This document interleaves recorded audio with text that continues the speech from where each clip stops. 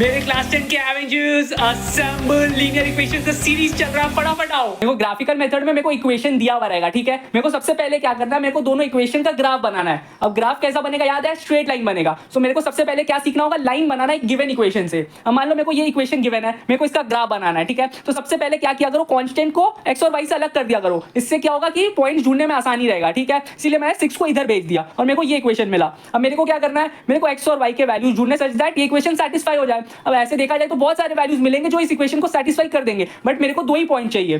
क्यों? क्योंकि अगर मान लो मेरे को 2 पॉइंट मिल गए लाइन के, तो मैं इनको कनेक्ट कर दूंगा और फिर एक्सटेंड कर दूंगा, तो मेरे को लाइन मिल जाएगा। सो मेरे को 2 ही पॉइंट चाहिए, ठीक है। अब सेकंड पॉइंट क्या है कि मेरे को एक्स और वाई का फ्रैक्शन वैल्यूज अवॉइड करना है। क्योंकि अगर x या y अगर कोई भी फ्रैक्शन में होगा तो उसको प्लॉट करने में बहुत दिक्कत आएगा ग्राफ पेपर में। इसलिए फ्रैक्शन वैल्यूज अवॉइड करना और इंटीजर वैल्यूज ही लेना है, क्योंकि वैल्यूज तो मेरे हाथ में, मैं क्या लूंगा और सच दैट इक्वेशन सेटिस्फाई करवाना है, बस कोई भी वैल्यू ले सकता हूं। इसीलिए फ्रैक्शन को अवॉइड करना है, ठीक है। अब पॉइंट्स कैसे ढूंढे, देखो सबसे पहला काम तो क्या किया करो, एक बार x को 0 बना दिया करो, एक बार y को 0 बना दिया करो, ठीक है। और फिर देखो दूसरा वेरिएबल क्या आ रहा है। अगर दूसरा वेरिएबल इंटीजर आ रहा है तब तो काम बन गया, मेरे को 2 पॉइंट्स ऐसे ही मिल गए।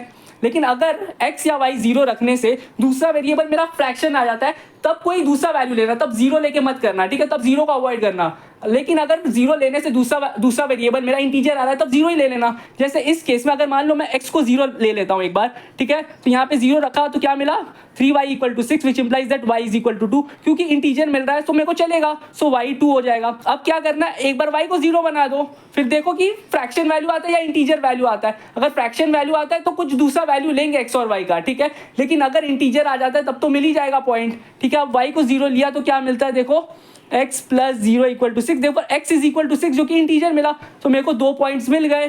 तो मेरे को क्या मिला, 0, 2 और 6,0। अब बस इसको ग्राफ पेपर में हम लोग को प्लॉट करना है। सो मेरे को पॉइंट्स क्या मिले थे, 0,2 और 6,0। तो 0,2 कहाँ लाई करेगा, y एक्सिस पे, और 6,0 x एक्सिस पे। तो मैंने पॉइंट्स यहाँ प्लॉट कर दिया। मुझे क्या करना है, मुझे 2 पॉइंट मिल गया बस, तो मुझे लाइन भी मिल जाएगा, तो इसे कनेक्ट कर देना है बस। तो मुझे लाइन मिल गया, तो ये रहा हमारा लाइन। सो ऐसे हम लोग को लाइन बनाना है, ठीक है, प्लॉट करके।